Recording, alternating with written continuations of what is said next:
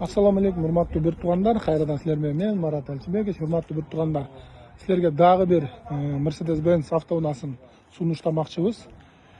Koş kabina, ошондо 7 орунду болот. Водитель менен кошкондо жылы 2007.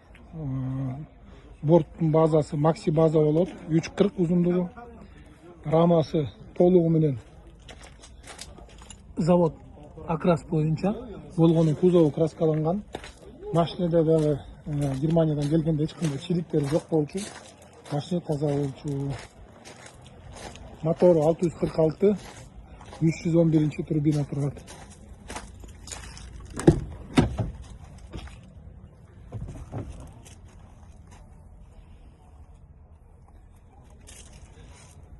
Машинанын баасы 16.000 AQSh доллары.